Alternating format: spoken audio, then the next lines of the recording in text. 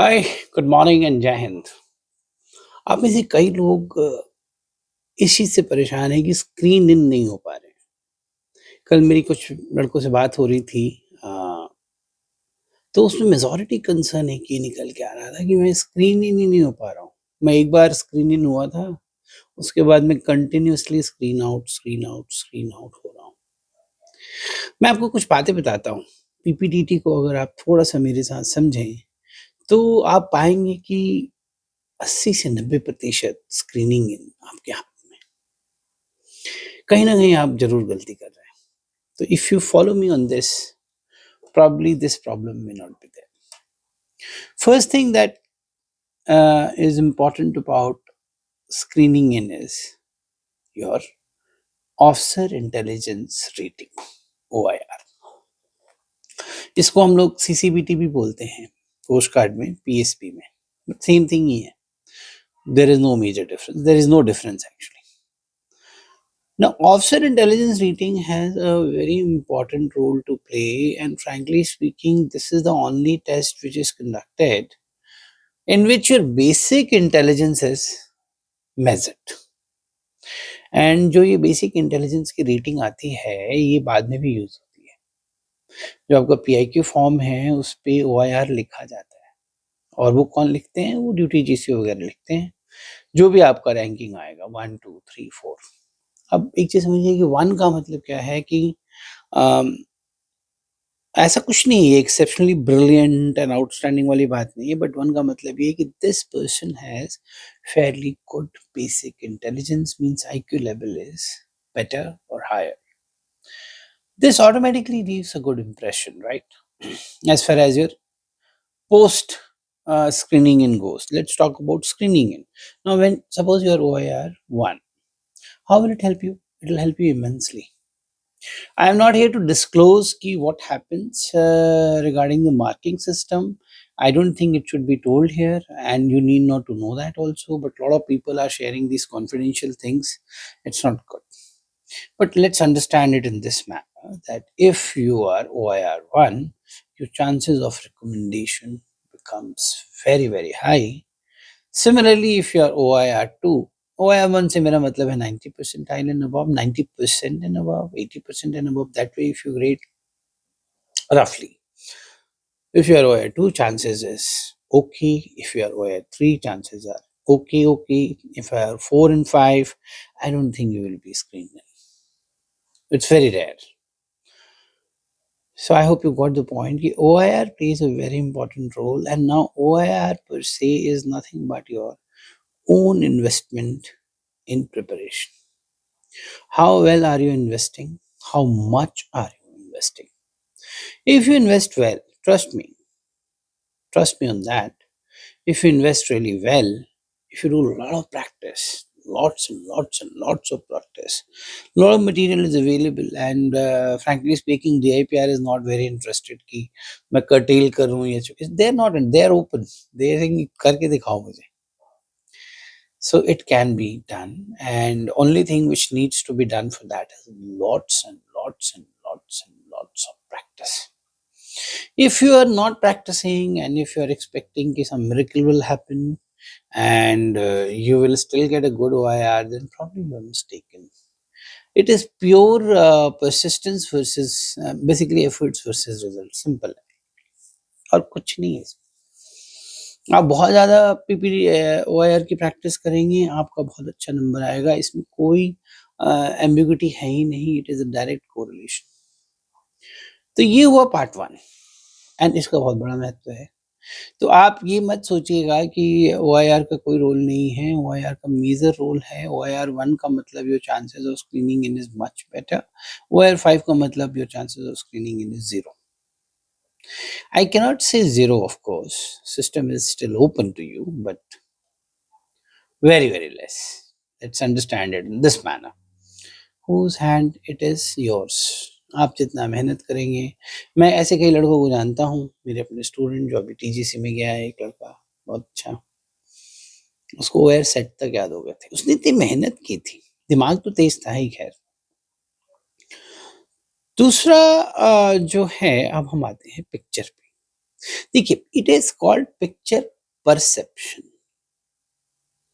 And when you do TAT it is called thematic perception. दोनों शब्दों में बड़ा अंतर है। तो ये अंतर को समझने की ज़रूरत है। Perception is more about how well you are able to grasp the essentials in the sense कि how much you are able to understand the detailing, how much you are able to notice things in the picture. Your ability to basically मैं ये कहूँ कि आप कितना notice कर पा रहे हैं कि क्या हो रहा है पिक्चर में, कितने लोग हैं। इसीलिए अगर आप देखेंगे तो पीपीडीटी में जो साइकोलॉजिस्ट हैं वो लोग कहते हैं कि आप इसका ये बताइए कि सेंट्रल कैरेक्टर कहाँ है, उसको सर्कल कीजिए, उसका मूड लिखिए, उसका एज लिखिए, उसका जेंडर लिखिए। Basically he is more interested into detailing. तो why is he interested into detailing is whether he उसको ये देखना है कि आपकी एबिलिटी कितनी है टू नोटिस एंड अंडरस्टैंड। दो चीजें हैं, notice and understand what is happening.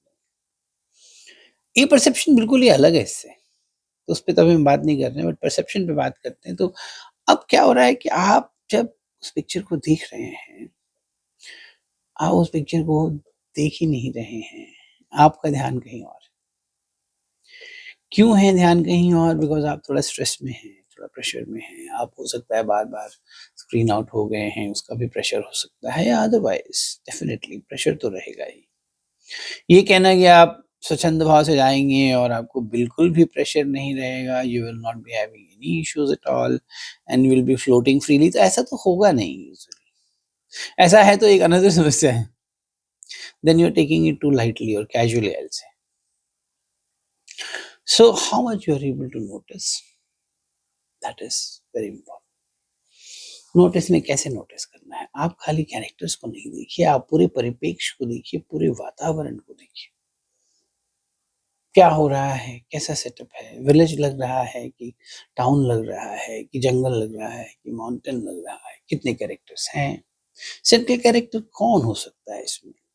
अब इसका कोई फ़ॉर्मूला नहीं है कि ये सेंट्रल कैरेक्टर होगा, जिसका ये होगा, फलाना होगा, ढिमकाना होगा। There is no formula. Ideally, the central character will speak out himself through the picture. ये वैसी बात होगी कि आप मूवी कोई देखने गए हैं और आप सोच रहे हैं कि हीरो कौन है, आपको बताने की ज़रूरत नहीं है। मतलब वो हीरो नहीं आके बोलेगा I am the hero please take care of me. No, he will not say that. You will automatically make out कि this person is playing the central character. The story is revolving around this person. And अगर आप थोड़ा-सा correlate करेंगे तो आप ये भी समझेंगे कि this person who is the central character in the movie becomes you, because you associate with him, you feel good for him or bad for him. You like him, you don't like him, you feel good for him, you want good things for him. If he is going through pain, you also go through pain. It's a normal human reaction. There are people who cry in the movies. I don't know whether you have cried in movie or not. Why do you cry? Or why does anyone cry? You cry in the movie because you feel that pain. You associate yourself with that character. So there is a central character who is evidently evident, मैं ये कहूँगा, evidently evident in the picture. You can very well make out that this person is the central character. So whoever is the central character, you have to build the story around that person. Now it also talks about understanding the mood. Now mood को ये लोग बहुत specifically बोलते हैं कि positive, negative या neutral तीन ही shades हैं। पॉजिटिव मतलब क्या होता है? आप खुद सोचिएगा। Positive is vibrance, enthusiasm. एक और चीज़ आप नोटिस करेंगे in PPDT the picture is kept hazy and that is how DIPR has designed it कि it should be hazy. The reason why it should be hazy is because it allows a wide array of imagination to grow. I mean to say कि PPDT में the psychologist is not very much interested that you write in this perspective only or that perspective only. It can be a wider imagination. That wider imagination will vary from other people, and frankly speaking, if there are 18 people writing or 15 people writing, there can be 15 imaginations. All correct. So you don't worry about, whether your line of thought is wrong or right. It doesn't matter. Whatever is line of thought, you should stick to it. Majority of the problem, जो तीसरी problem मैंने देखी है PPDT में, ये होती है कि you not get confidence on your story and you are always doubting your self.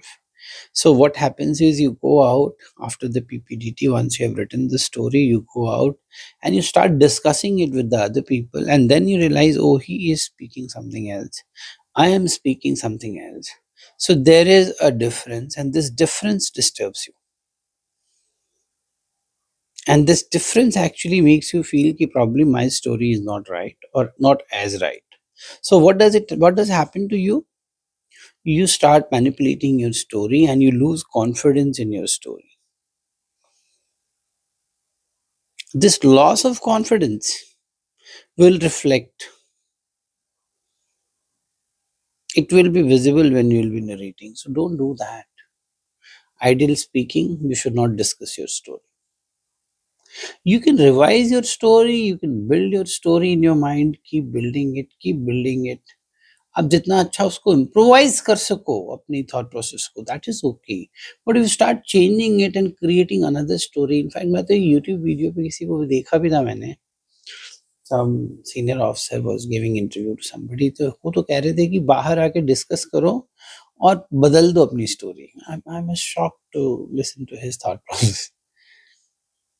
If you imagine yourself कि आपने एक स्टोरी लिखी, परंतु आपका उस पर विश्वास ही नहीं है, आपको नहीं लगता कि ये विश्वास जो आपका नहीं है उस स्टोरी पे, ये दिखेगा, ये डेफिनेटली दिखेगा, तो आपका नरेशन खराब हो जाएगा. तो इसीलिए जो भी आपने स्टोरी लिखी है, आप उस पे अडिग रहें, उसको बिलीव करें, उसको चेंज मत करें. You end up changing it and that is where the problem happens. So please do not change your story. Stick on to it. Have faith in it. Now comes the third important part. Third important part is your narration. अगर आपने narration अच्छा कर दिया, आप समझ लीजिए 80% तक का आपका काम हो चुका है वहां पे. You have by then 80% of the jung is war is over. Narration अच्छा कैसे होगा? नरेशन अच्छा ऐसे होगा कि आप विश्वास रखें पहले अपनी स्टोरी पे, और अपनी स्टोरी के बारे में आप थोड़ा थोड़ा इम्प्रोवाइजेशन अपने माइंड में करते रहें. और जब डिस्कशन हो, जब वो बच्चे बाकी नरेट कर रहे हैं, उनको सुने सुने, बट अपनी स्टोरी को चेंज मत कीजिए. अब नई चीजें मत ऐड कीजिए at that stage of time. Then what will happen is कि माइंड विल गेट कंफ्यूज्ड कि अब मैं क्या बोलूं. तो आप अडिग रहें. जहां तक आपका नरेशन का सवाल है, it is okay. What ever is your perception is okay. तो अब जब नरेशन का वक्त आए, एक कॉन्फिडेंट स्माइल और एक कॉन्फिडेंट पोस्चर के साथ उसको आप कॉन्फिडेंटली नरेट कीजिए. और वो जो कॉन्फिडेंस आपका दिखेगा वहां पे, आपके चेहरे पे, आपके हाव भाव में, वो बहुत बड़ी चीज है. और वहां पे बहुत अच्छा इंप्रेशन पड़ना चाहिए आपका. वहीं पे है, वहीं पे निर्मल बाया बाबा की माया वहीं छुपी हुई है. कहने का मतलब है that makes a huge difference. If you narrate your story well, मतलब by and large, if you're able to do this part and it is under your control, if you really want to practice your story narration, you can do it at home. You do as much narration as possible. But when you're narrating, that is 1 minute. वो कहते हैं ना, शाहरुख खान की movie थी जो कि वो चक दे India देखिएगा, अच्छी मूवी है. तो उसमें वो कहते हैं ना कि 70 मिनट, ये 70 मिनट आपके जो हैं जीवन को बदल देंगे एंड फलाना ढिमकाना. ये 1 मिनट, ये 1 मिनट आपके जीवन को बदल देंगे. क्योंकि मैं कई ऐसे लड़कों को जानता हूँ. मेरा अपना एक स्टूडेंट है जो अभी ओटी में है. उसका प्रॉब्लम ये था कि वो स्क्रीन इन नहीं हो रहा था. और जब मेरे साथ उसका कोर्स हुआ था, तो मैंने उसको भी यही बात बोली थी कि अगर तू स्क्रीन इन हो गया, बिकॉज वो बहुत दिनों से नहीं हो रहा था, तो पक्का रिकमेंड होगा. और यकीन जानिए, वो स्क्रीन इन हुआ ही नहीं. मेरे से कोर्स खत्म होने के 3-4 अटेम्प्ट उसके ऐसे निकल गए. इनफैक्ट एंड में बहुत हताश हो गया. एज खत्म हो गई, बट एक लास्ट अटेम्प्ट आया as the God would have it. And he got screened in and he got recommended. तो कई लोग ऐसे हैं जो सारी कैपेबिलिटीज लिए बैठे हैं अंदर और रेडी हैं, बट वही है कि पहला जो युद्ध है चक्रव्यूह जैसे था ना, पहला द्वार ही नहीं निकल पा रहा है। तो कॉन्फिडेंट नरेट कीजिए और वो नरेशन आपका समझ लीजिए वो 1 मिनट आपके जीवन का लाइफ चेंजिंग मिनट है। इसके लिए आप बहुत प्रैक्टिस कर सकते हैं।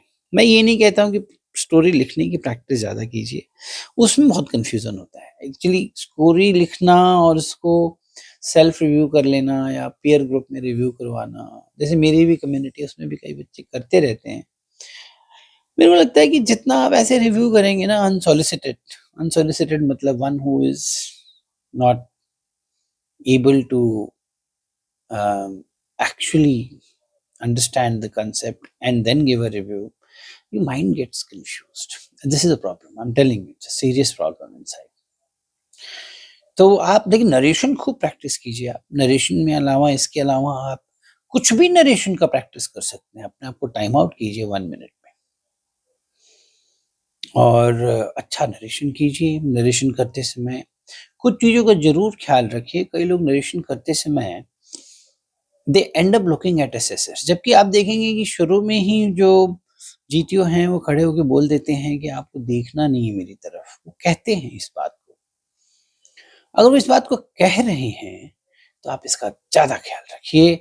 आप बिल्कुल मत देखिए उनको, बिकॉज़ एक बार आप उनको देखेंगे और उनकी नज़र आपसे मिलेगी किसी से भी, it will have a effect on your narration. You might lose your confidence. होगा। तो इसका भी ख्याल रखिएगा कि आप जब नरेशन कर रहे हैं तो you are only looking at your fellow mates, so you start looking on your right and then you start looking on your left. और अपने पोस्चर का ख्याल रखिए। पोस्चर ऐसा ना हो कि आपको लूज हो जाए, पोस्चर ऐसा ना हो कि आप ढीले पड़ जाएं और आप चाहिए इस तरह से। तो नरेशन आप अच्छा कर लेंगे तो bye bye then you are 90%। अब आती है बात युद्ध की। देखिए, आपको भी पता है, एसेसर्स को भी पता है, डीआईपीआर को भी पता है कि भसड़ मचेगी। जैसे ही क्लास नरेशन खत्म होगा, एक क्योस होगा। आप क्यों एक्सपेक्ट कर रहे हैं कि क्योस ना हो? Why are you expecting कि क्योस ना हो? क्योस होगा। It will be there.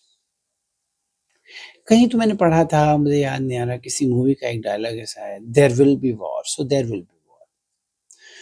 अब आप युद्ध करने गए हैं, आप वहाँ पे कोई ये एक्सपेक्टेशन मत लेके जाइए कि आप जो हैं वो डिस्कशन करने गए हैं और आप कोई बोर्ड मीटिंग करने गए हैं। You have gone for a war and you should behave like a warrior, so you should fight back. So I'm not saying fight back means you start shouting back, means you hold your horses, means you don't lose your composure, means you don't give up, means you participate in the discussion.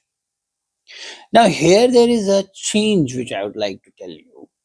While narrating, you hold on to your story and do not change anything about your story. But once the discussion has started, you try to blend your story to others. Idea is that all 18 or 15 ideas are good. None of them is bad. Idea is to come to a consensus, a conclusion. This conclusion can only happen if you and every one of you is supportive. So support as much as possible. खूब support कीजिए, उनके साथ आप मित्रता का भाव रखिए, उसमें आप थोड़ी अपनी फ्लेक्सिबिलिटी दिखाइए, आपकी एडेप्टेबिलिटी दिखाइए। अब ये मत सोचिए कि मेरी स्टोरी प्रधान है, तो मैंने बहुत अच्छा लिखा है। आपने अच्छा लिखा है और जो भी आपने लिखा है वो आपने ऑलरेडी बता दिया है। अब आप उसका साथ मत छोड़िए, उसका साथ छोड़ दीजिए मतलब स्टोरी का, और उसको ब्लेंड कीजिए, उस पे स्टिक ऑन ना होते हुए। Idea is to blend it with others and try to come to a consensus. लगातार कोशिश रखिए, एंड तक कोशिश रखिए। क्योश होगा, कमोशन होगा, तो आप जो है मैंने मेरी एक बड़ी फ़ेमस लाइन है कि कॉन्फिडेंस को जाने मत दो, शिकन को आने मत दो। मतलब ये ना दिखे कहीं आपके चेहरे पे और आपकी बातों में कि आप जो हैं घबरा गए। शिकन, परेशानी चेहरे पे, पसीना छूट रहा है, ये डिसइंटरेस्ट हो गए, छोड़ दिया, पार्टिसिपेट ही नहीं कर रहे हैं। कंटिन्यूड पार्टिसिपेशन, कॉन्फिडेंस को मत जाने दीजिए, लगे रहिए कोशिश में कि एक फाइनल कंक्लूजन आ जाए, आप एंड तक लगे रहिए। एक बहुत इंपॉर्टेंट मुद्दा जो आपके जहन में भी होगा, इंग्लिश। बहुत बड़ा फ़र्क पड़ेगा इंग्लिश से, ये चीज़ मान के चलिए। आप जो भी हैं, जितने भी लोग हैं, जिस लेवल पे भी इंग्लिश बोलते हैं उसको इम्प्रोवाइज़ कीजिए। उसको इम्प्रोवाइज़ करने से पहली बात तो ये होगी कि आपका खुद का लेवल ऑफ कॉन्फिडेंस बढ़ जाएगा। और क्या फ़ायदा होगा? दूसरा फ़ायदा आपको ये होगा कि आप फ्री होके डिस्कस कर पाएँगे। इंग्लिश अगर आपको रोकती रहेगी, होल्ड करती रहेगी, तो आपका नरेशन भी थोड़ा हेल्ड अप आएगा, थोड़ा हॉल्टेड आएगा। बहुत इम्पोर्टेंट है, आप इसको डिसरिगार्ड नहीं कर सकते। तो अगर आपके पास समय है, तो आप ज़रूर इंग्लिश कोचिंग कीजिए। इंग्लिश स्पोकन की कोचिंग अगर कहीं है, तो वो कीजिए। अगर आप कोचिंग अफ़ोर्ड नहीं कर पा रहे हैं, तो work on your English on your own. There are lot of applications. Make a group of people of similar nature, mentality. Work upon it as much as you can. English will have an effect, आप इसको avoid नहीं कर सकते हैं। It will have an effect not only here, once you cross this stage, in group discussion, in your interviews, everywhere. In fact, interviewer also would not let you speak in Hindi. Ideally, he would expect you to speak in English, and the moment you turn to Hindi, he will tell you to come back to English. He will insist. Group discussion में if you try to give your input in Hindi, it will not have that weightage जो English वाला होगा। आप खुद ही नहीं बोल पाएंगे, आपके कॉन्फिडेंस पे भी इसका असर पड़ेगा।